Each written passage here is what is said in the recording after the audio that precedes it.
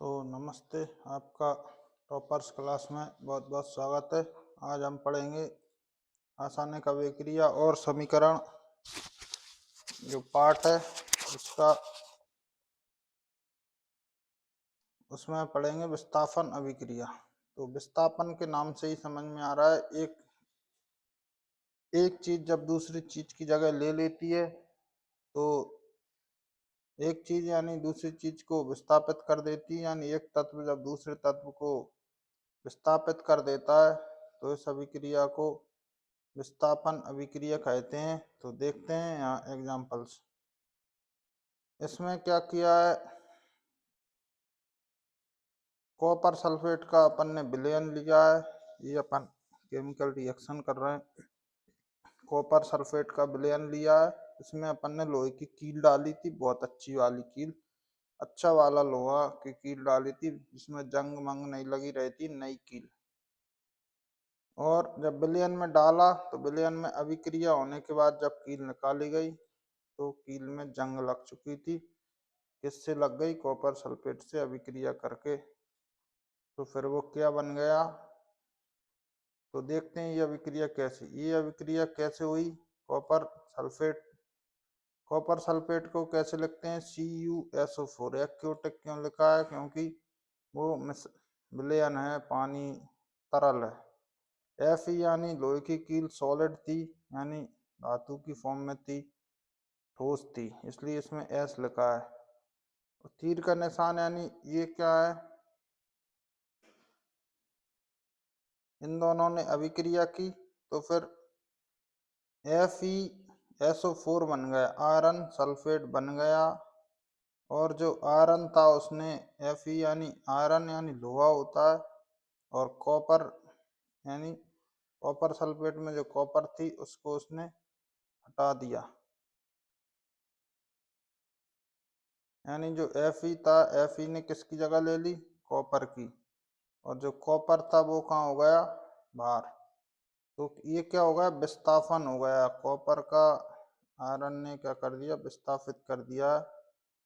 इस अभिक्रिया में लोहे आयरन ने दूसरे तत्व कॉपर को कॉपर सल्फेट के विलयन से विस्थापित कर या हटा दिया है। इस अभिक्रिया को विस्थापन अभिक्रिया कहते हैं। जब एक तत्व दूसरे तत्व को अपनी जगह से हटा देता है या विस्थापित कर देता है तो ऐसी अभिक्रिया को विस्थापन अभिक्रिया कहते हैं। कुछ और उदाहरण देखते हैं, दो उदाहरण और दिए हैं। ये भी कॉपर सल्फेट के। जिंक Zn किसका है? जिंक। जिंक भी एक धातु होती है और ये विलयन भाई का वही है, कॉपर सल्फेट का। तो इसने दोबारा से क्या कर दिया? जिंक ने कॉपर को क्या कर दिया है? अपनी जगह से हटा दिया है, और कॉपर कहाँ पहुंच गया है? बाहर हो गया। तो इसमें भी क्या हो गया? और नीचे की अभिक्रिया देखेंगे, इसमें क्या हो गया? Pb यानी क्या होता है? लेड। लेड एक धातु होती है। Pb क्या है? लेड। लेड एक धातु होती है। यहाँ कॉपर क्लोराइड लिया है, कॉपर क्लोराइड। तो Pb ने Cu यानी कॉपर को क्या कर दिया? अपनी जगह से विस्थापित कर दिया है। तो नया PbCl2 बना, लेड क्लोराइड बन गया है। तो इस अभिक्रिया को क्या कहते हैं? विस्थापन अभिक्रिया। जब एक तत्व दूसरे तत्व को विस्थापित कर देता है। Pb प्लस CuCl2 बराबर PbCl2 प्लस Cu। जिंक और तथा लेड कॉपर की अपेक्षा अधिक क्रियाशील तत्व हैं, वे कॉपर को उसकी ओर से विस्थापित कर देते हैं। तो जो अधिक क्रियाशील तत्व रहता है वो कम क्रियाशील तत्व को विस्थापित कर देता है। तो क्या हो जाती है? ये अभिक्रिया खत्म होती है। तो अगली अभिक्रिया पढ़ते हैं, द्विविस्थापन अभिक्रिया। द्विविस्थापन, इसमें क्या हो रहा है? दोनों चीजें एक दूसरे को अपनी अपनी जगह से विस्थापित कर देती हैं, तो ये इस अभिक्रिया को द्विविस्थापन अभिक्रिया कहते हैं। आप देखेंगे श्वेत मिश्रण के एक पदार्थ का निर्माण, श्वेत रंग के एक पदार्थ का निर्माण होता है जो जल में अविलेय है, यानी अविलेय यानी जल में नहीं घुलता है। इस अविलेय पदार्थ को अपक्षेप कहते हैं। जिस अभिक्रिया में अपक्षेप का निर्माण हो उसे अपक्षेपण क्रिया कहते हैं। तो ऊपर एक अभिक्रिया दी है ये वाली, इसमें क्या बेरियम क्लोराइड में कॉपर सल्फेट मिला दिया है। तो बेरियम क्लोराइड में कॉपर सल्फेट मिलाने के बाद क्या बना, सोडियम सल्फेट दिया, sodium sulphate sorry, sodium sulphate के विलयन में बेरियम क्लोराइड का विलयन अपन ने मिला दिया है। तो अपन को क्या मिला है, कुछ अपक्षेप मिला। अपक्षेप यानी, अपक्षेप मतलब होता है कोई ऐसी चीज जो जल में घुले ना, ऐसी चीज का निर्माण जो जल में घुले ना, उसको क्या कहते हैं, अपक्षेप कहते हैं। तो देखते हैं अभिक्रिया कैसे संपन्न हुई, द्वि विस्थापन। अब यहाँ देखते हैं sodium sulphate Na2SO4 plus BaCl2 barium chloride. अब क्या बना, बेरियम सल्फेट और 2NaCl। अब Na2SO4 जो सोडियम सल्फेट था, इसमें BaCl2। अब यहाँ पर देखिए, यहाँ पर भी Cl2 है, यहाँ पर भी Na2 है, तो ये दोनों मिलकर क्या बन गए, 2NaCl, NaCl और BaSO4 बन गए। ये क्या बन गया, इन दोनों को मिलाकर BaSO4 बन गया। और और NaCl 2NaCl बना लिया। तो जो बेरियम सल्फेट बन गया, ये अपक्षेप था जो जल में घुलनशील नहीं है। सोडियम क्लोराइड नमक का सूत्र होता है, तो ये जल में घुलनशील है। तो एक दूसरे ने विस्थापित हो गए। बेरियम इसकी जगह इसने ले ली, इसकी इसने ले ली, तो नया पदार्थ बन गया, दोनों चीज विस्थापित हो गई अपनी जगह से। तो सोडियम की जगह Ba आ गया और Ba की जगह SO4 आ गया। तो Ba2 प्लस तथा SO4 2 माइनस की अभिक्रिया से BaSO4 अपक्षेप का निर्माण होता है। तो बेरियम सल्फेट क्या है, BaSO4 अपक्षेप है। एक अन्य उत्पाद सोडियम क्लोराइड का भी निर्माण होता है जो विलयन में ही रहता है। वे अभिक्रिया जिसमें अभिकारों के बीच आयनों का आदान प्रदान होता है उसे द्वि विस्थापन अभिक्रिया कहते हैं। तो ऐसी अभिक्रिया जिसमें आयनों का आदान प्रदान होता है तो उसे द्वि विस्थापन अभिक्रिया कहते हैं। तो अब आगे पढ़ेंगे उपचयन एवं अपचयन। तो अगर कुछ समझ में ना आए कमेंट कर देना, हम वीडियो आपके जो डाउट हैं उनकी नई वीडियो बनाएंगे और आपके सारे डाउट क्लियर करेंगे। और वीडियो को लाइक शेयर सब्सक्राइब कर दीजिए, और कहीं दिक्कत आए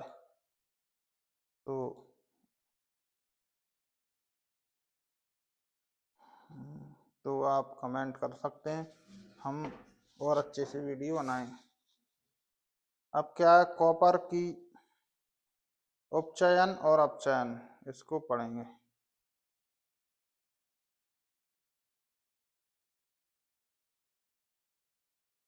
ये प्रैक्टिकल किया है, बर्नल ले लिया और इसमें कॉपर का चूर्ण डालकर गर्म किया है। तो जब कॉपर को ऑक्सीजन की प्रेजेंस में ऑक्सीजन के साथ तापन यानी गर्म कर देंगे, तो गर्म कर देंगे तो क्या हो जाएगा,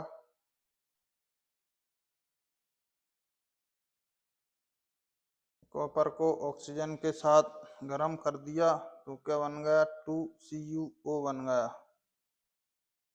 तो इसमें क्या, पहले ऑक्सीजन नहीं था कॉपर में, अब ऑक्सीजन जुड़ गया। तो इस अभिक्रिया का कहते हैं जब किसी तत्व में ऑक्सीजन जुड़ जाता है तो उसे हम उपचयन अभिक्रिया कहते हैं।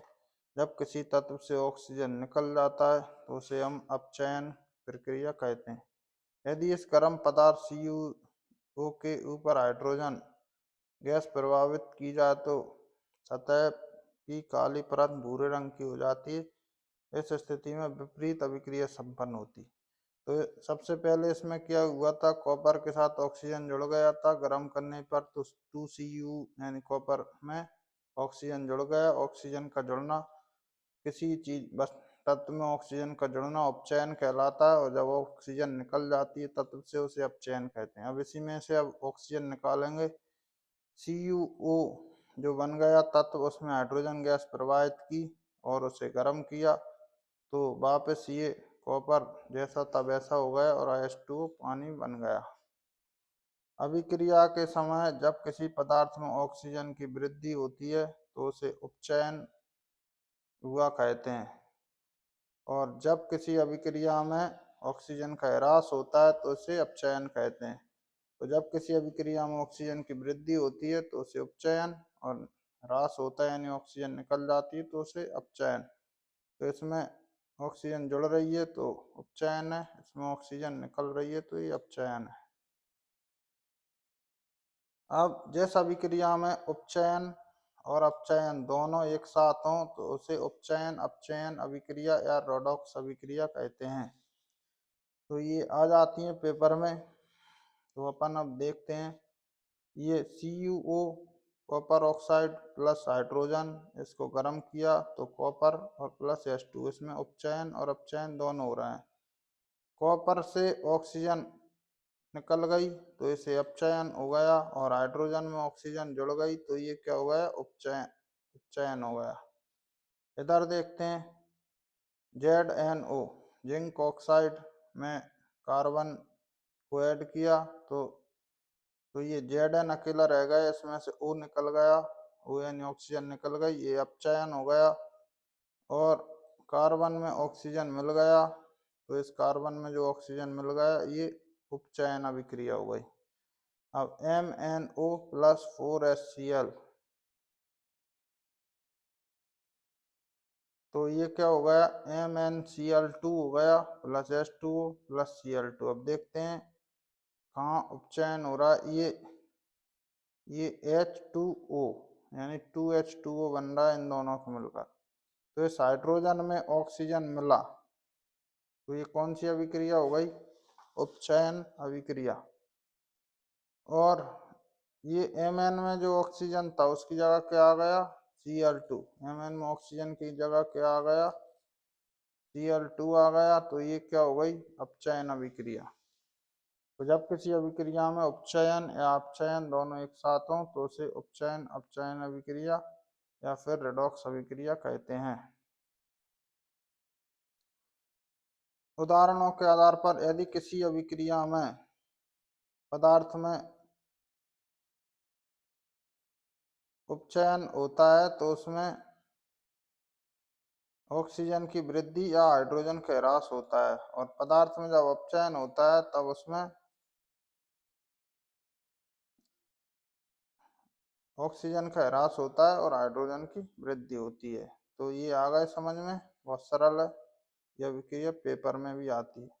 अब अगला पढ़ेंगे संचारण। अब पढ़ेंगे संचारण और विकृत गंधिका, उसके बाद क्या हो जाएगा, पाठ खत्म हो जाएगा। तो वीडियो में बने रहने के लिए धन्यवाद। आपने देखा होगा कि लोहे की बनी हुई चमकी वस्तुएं चमकीली होती हैं, लेकिन जब कुछ समय पश्चात लालिमा युक्त भूरे रंग की परत चढ़ जाती है, तो लोहे पर क्या भूरे रंग की परत चढ़ जाती है। प्रायः इस अभिक्रिया को लोहे में जंग लगना कहते हैं। कुछ अन्य धातुओं में भी ऐसा परिवर्तन होता है, जैसे चांदी और तांबे पर भी परत चढ़ जाती है। तो जब कोई धातु अपने आसपास अम्ल या आर्द्रता आदि के संपर्क में आती है तब वे संक्षारित हो जाती हैं। इस प्रक्रिया को संचारण कहते हैं। चांदी के ऊपर काली परत और तांबे के ऊपर हरी परत भी संचारण के उदाहरण है। यानी लोहे में जंग लगना क्या है, संचारण है। जब कोई धातु खराब होती है किसी भी तरह से तो उसको क्या कहते हैं, संचारण। धीरे धीरे जब कोई धातु खराब होती है तो उसे हम संचारण कहते हैं। यानी लोहे में जंग लगना, चांदी में के ऊपर काली परत, तांबे के ऊपर हरी परत संचारण के उदाहरण है। अब संचारण को रोका कैसे जा सकता है। संचारण के कारण कार के ढांचे, पुल, लोहे की रेलिंग, जहाज तथा धातु विशेषकर लोहे से बनी वस्तुओं में बहुत अधिक क्षति होती है। लोहे का संचारण एक गंभीर समस्या है। लोहे क्षतिग्रस्त लोहे को बदलने में हर वर्ष बहुत अधिक पैसा खर्च होता है। तो लोहे में जंग लगने से बचाने के लिए हमको क्या उसका पेंट करना चाहिए, जिससे कि लोहे में जंग ना लगे।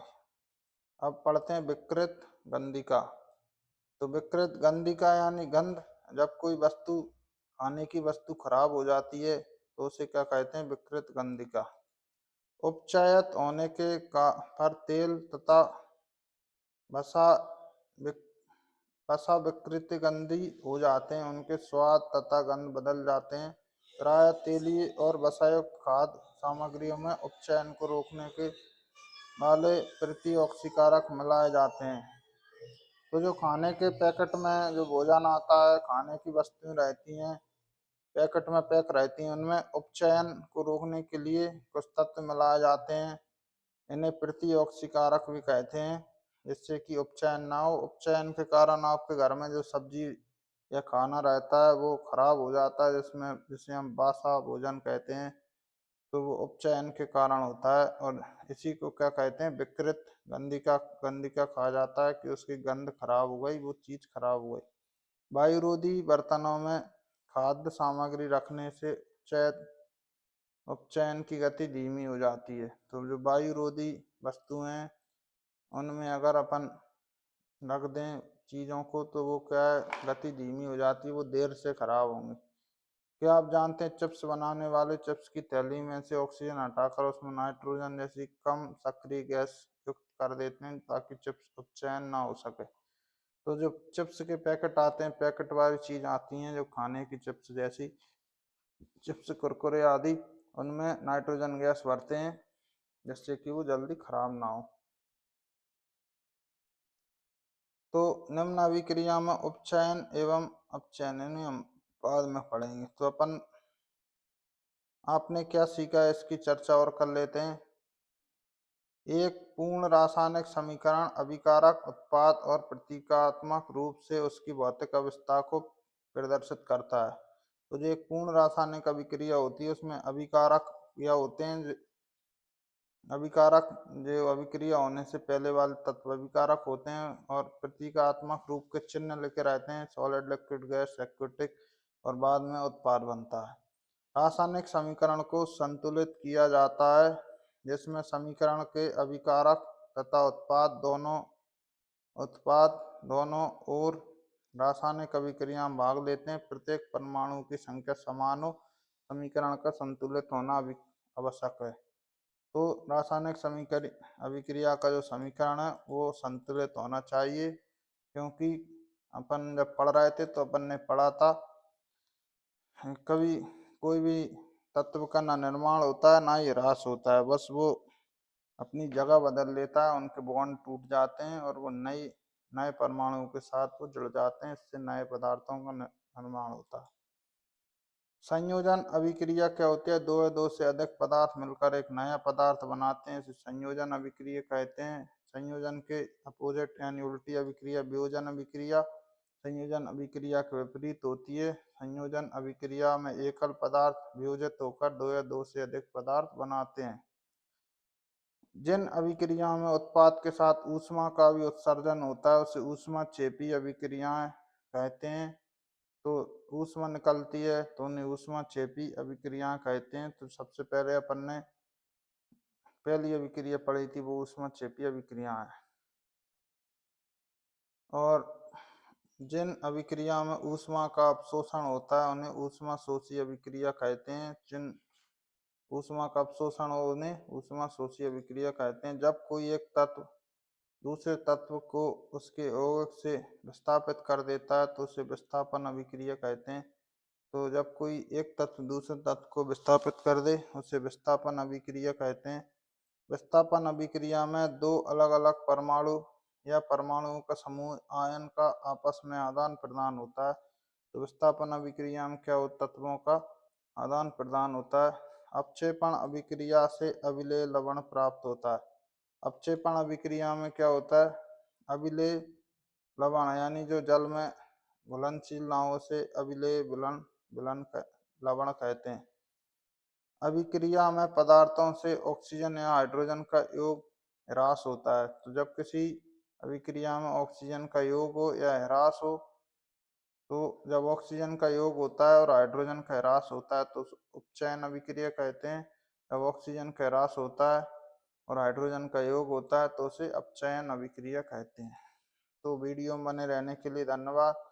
और अगर आपने 2-3 बार वीडियो देख ली, कुछ समझ में ना आ रहा हो तो कमेंट कर दीजिए और टॉपर्स क्लास को सब्सक्राइब कर लीजिए और हमारे साथ जुड़े रहिए। हम आपके बिल्कुल भी नंबर नहीं कटने देंगे। और वीडियो को लाइक शेयर सब्सक्राइब कर दीजिए। आपका बहुत बहुत धन्यवाद। चलिए यहीं एंड करते हैं।